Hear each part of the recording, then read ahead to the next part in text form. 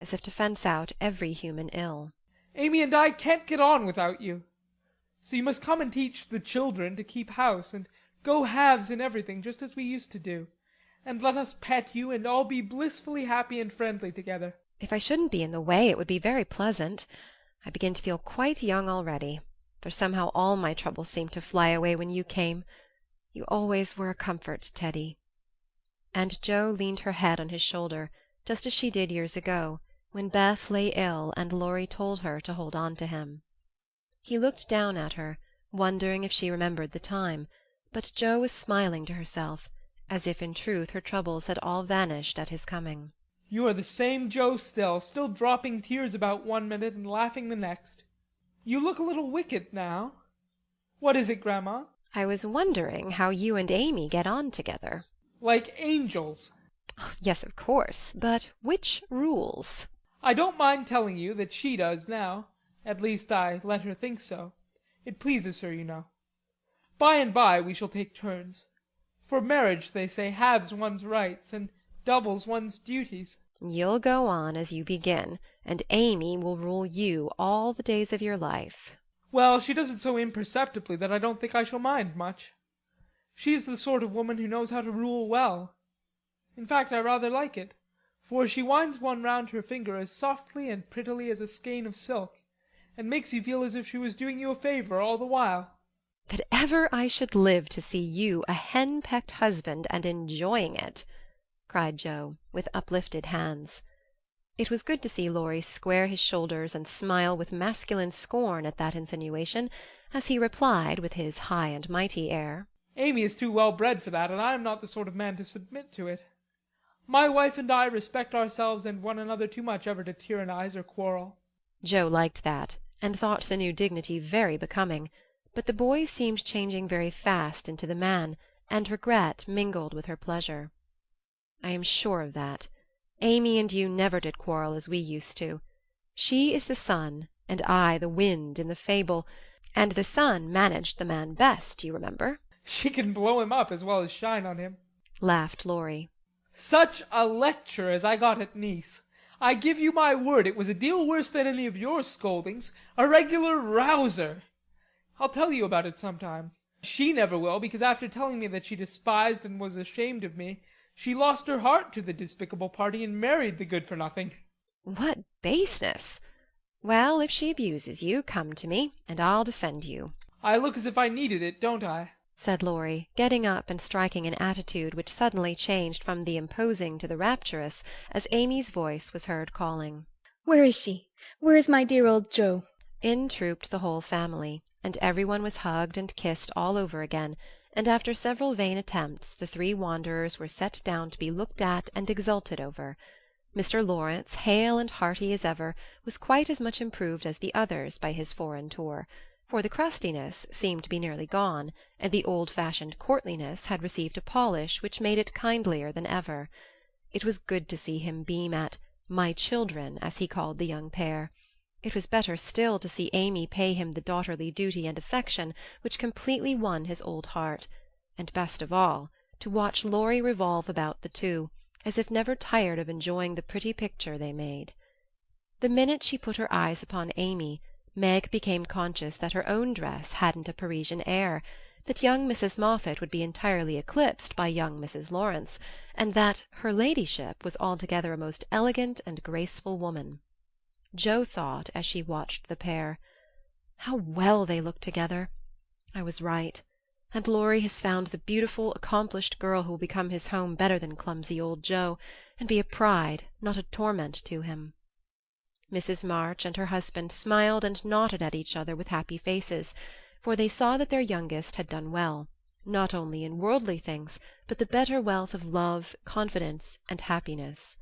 For Amy's face was full of the soft brightness which betokens a peaceful heart, her voice had a new tenderness in it, and the cool, prim carriage was changed to a gentle dignity, both womanly and winning. No little affectations marred it, and the cordial sweetness of her manner was more charming than the new beauty or the old grace, for it stamped her at once with the unmistakable sign of the true gentlewoman she had hoped to become. "Love has done much for our little girl," said her mother softly. She has had a good example before her all her life, my dear. Mr. March whispered back, with a loving look at the worn face and grey head beside him. Daisy found it impossible to keep her eyes off her petit auntie, but attached herself like a lap-dog to the wonderful chatelaine full of delightful charms. Demy paused to consider the new relationship before he compromised himself by the rash acceptance of a bribe, which took the tempting form of a family of wooden bears from Berne.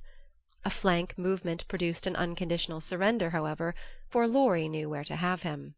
Young man, when I first had the honor of making your acquaintance, you hit me in the face. Now I demand the satisfaction of a gentleman. And with that the tall uncle proceeded to toss and tousle the small nephew in a way that damaged his philosophical dignity as much as it delighted his boyish soul. Blessed if she ain't in silk from head to foot. Ain't it a relishing sight to see her sitting there fine as a fiddle, and hear folks calling little Amy Miss Lawrence? Muttered old Hannah, who could not resist frequent peeks through the slide as she set the table in a most decidedly promiscuous manner. Mercy on us! How they did talk! First one, then the other, then all burst out together, trying to tell the history of 3 years in half an hour. It was fortunate that tea was at hand, to produce a lull and provide refreshment, for they would have been hoarse and faint if they had gone on much longer.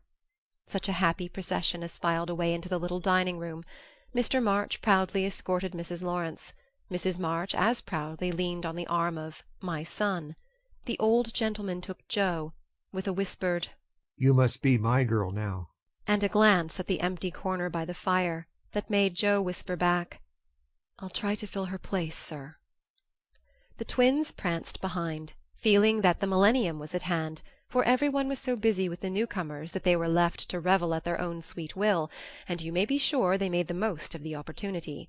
Didn't they steal sips of tea, stuff gingerbread ad libitum, get a hot biscuit apiece, and as crowning trespass, didn't they each whisk a captivating little tart into their tiny pockets, there to stick and crumble treacherously, teaching them that both human nature and pastry are frail? Burdened with the guilty consciousness of the sequestered tarts, and fearing that Dodo's sharp eyes would pierce the thin disguise of cambric and merino which hid their booty, the little sinners attached themselves to "Dranpa," who hadn't his spectacles on. Amy, who was handed about like refreshments, returned to the parlour on Father Lawrence's arm. The others paired off as before, and this arrangement left Joe companionless. She did not mind it at the minute, for she lingered to answer Hannah's eager inquiry. Will Miss Amy ride in her coupe, and use all them lovely silver dishes that's stored away over yonder? Shouldn't wonder if she drove 6 white horses, ate off gold plate, and wore diamonds and point lace every day. Teddy thinks nothing too good for her," returned Joe with infinite satisfaction. No more there is. Will you have hash or fish balls for breakfast? asked Hannah, who wisely mingled poetry and prose. "I don't care." And Joe shut the door, feeling that food was an uncongenial topic just then. She stood a minute looking at the party vanishing above, and as Demy's short plaid legs toiled up the last stair, a sudden sense of loneliness came over her so strongly that she looked about her with dim eyes, as if to find something to lean upon, for even Teddy had deserted her. If she had known what a birthday gift was coming every minute nearer and nearer, she would not have said to herself, "I'll weep a little weep when I go to bed. It won't do to be dismal now." Then she drew her hand over her eyes, for one of her boyish habits was never to know where her handkerchief was, and had just managed to call up a smile when there came a knock at the porch door. She opened with hospitable haste, and started as if another ghost had come to surprise her, for there stood a tall bearded gentleman, beaming on her from the darkness like a midnight sun. "Oh, Mr. Bear, I am so glad to see you!" cried Joe, with a clutch, as if she feared the night would swallow him up before she could get him in. "And I to see Miss March. But no, you have a party." And the professor paused as the sound of voices and the tap of dancing feet came down to them. "No, we haven't, only the family. My sister and friends have just come home, and we are all very happy. Come in and make one of us." Though a very social man, I think Mr. Bear would have gone decorously away and come again another day, but how could he, when Joe shut the door behind him and bereft him of his hat? Perhaps her face had something to do with it, for she forgot to hide her joy at seeing him, and showed it with a frankness that proved irresistible to the solitary man, whose welcome far exceeded his boldest hopes. If I shall not be Monsieur de Trop, I will so gladly see them all. You have been ill, my friend? He put the question abruptly, for as Joe hung up his coat, the light fell on her face, and he saw a change in it. Not ill, but tired and sorrowful. We have had trouble since I saw you last. Ah, yes, I know. My heart was sore for you when I heard that. And he shook hands again, with such a sympathetic face that Joe felt as if no comfort could equal the look of the kind eyes, the grasp of the big warm hand. "Father, mother, this is my friend, Professor Bhaer," she said, with a face and tone of such irrepressible pride and pleasure that she might as well have blown a trumpet and opened the door with a flourish. If the stranger had any doubts about his reception, they were set at rest in a minute by the cordial welcome he received. Every one greeted him kindly, for Joe's sake at first, but very soon they liked him for his own. They could not help it, for he carried the talisman that opens all hearts, and these simple people warmed to him at once, feeling even the more friendly because he was poor. For poverty enriches those who live above it, and is a sure passport to truly hospitable spirits. Mr. Bhaer sat looking about him with the air of a traveller who knocks at a strange door, and when it opens finds himself at home. The children went to him like bees to a honey-pot, and establishing themselves on each knee, proceeded to captivate him by rifling his pockets, pulling his beard, and investigating his watch with juvenile audacity.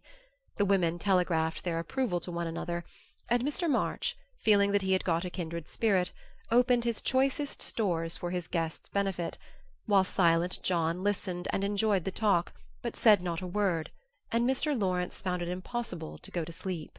If Joe had not been otherwise engaged, Laurie's behaviour would have amused her, for a faint twinge, not of jealousy, but something like suspicion, caused that gentleman to stand aloof at first, and observe the newcomer with brotherly circumspection. But it did not last long. He got interested in spite of himself, and before he knew it was drawn into the circle. For Mr. Bhaer talked well in this genial atmosphere, and did himself justice. He seldom spoke to Laurie, but looked at him often, and a shadow would pass across his face, as if regretting his own lost youth, as he watched the young man in his prime. Then his eyes would turn to Joe so wistfully that she would surely have answered the mute inquiry if she had seen it. But Joe had her own eyes to take care of, and feeling that they could not be trusted, she prudently kept them on the little socks she was knitting, like a model maiden aunt. A stealthy glance now and then refreshed her like sips of fresh water after a dusty walk, for the sidelong peeps showed her several propitious omens.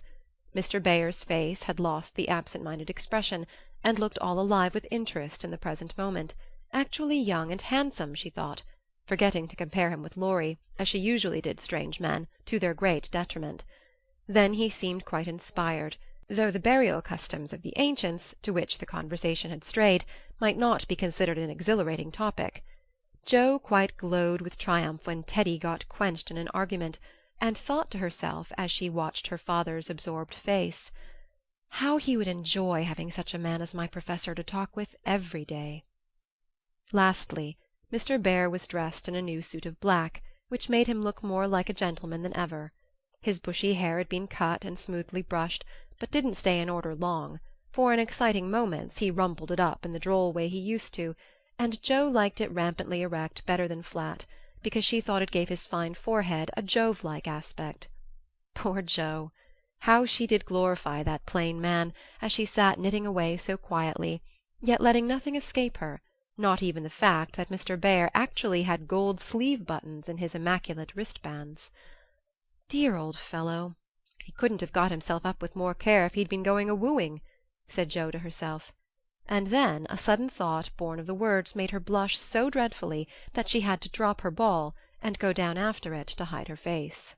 The manoeuvre did not succeed as well as she expected, however, for though just in the act of setting fire to a funeral pyre, the professor dropped his torch, metaphorically speaking, and made a dive after the little blue ball. Of course they bumped their heads smartly together, saw stars, and both came up flushed and laughing, without the ball, to resume their seats, wishing they had not left them. Nobody knew where the evening went to, for Hannah skilfully abstracted the babies at an early hour. nodding like two rosy poppies, and Mr. Lawrence went home to rest. The others sat round the fire, talking away, utterly regardless of the lapse of time, till Meg, whose maternal mind was impressed with a firm conviction that Daisy had tumbled out of bed and Demi set his nightgown afire studying the structure of matches, made a move to go. "We must have our sing in the good old way, if we are all together again once more," said Joe, feeling that a good shout would be a safe and pleasant vent for the jubilant emotions of her soul.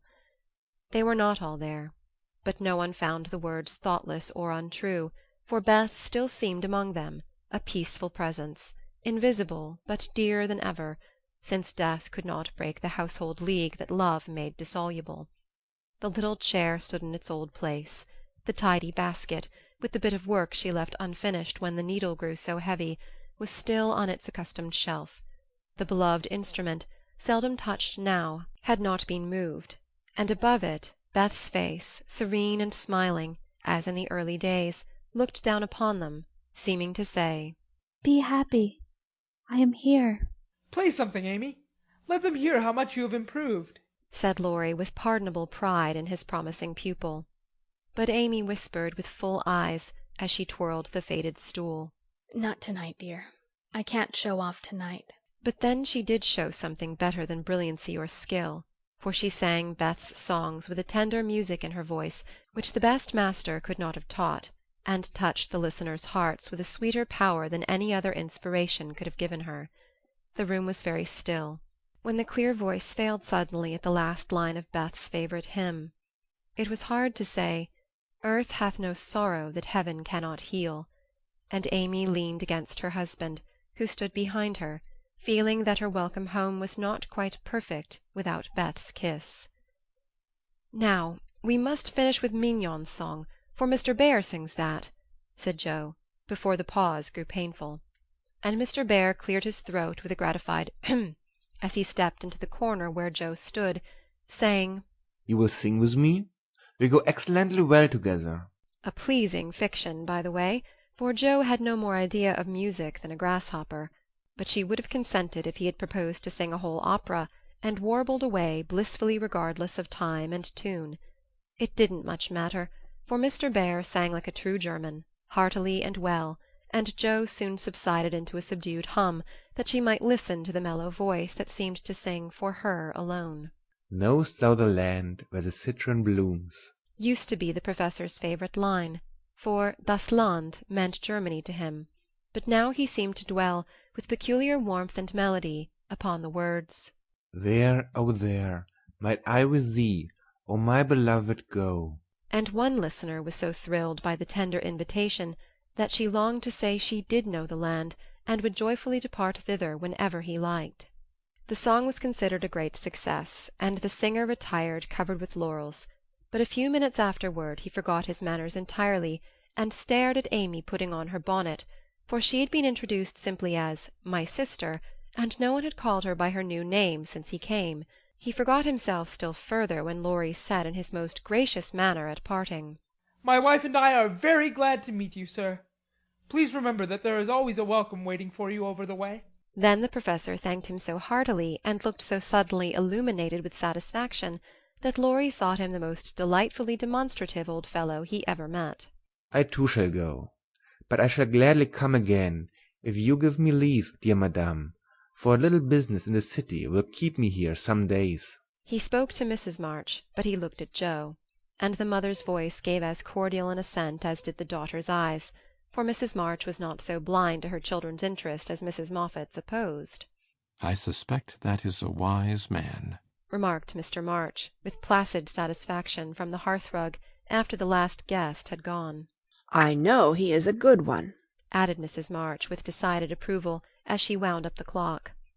I thought you'd like him, was all Joe said, as she slipped away to her bed.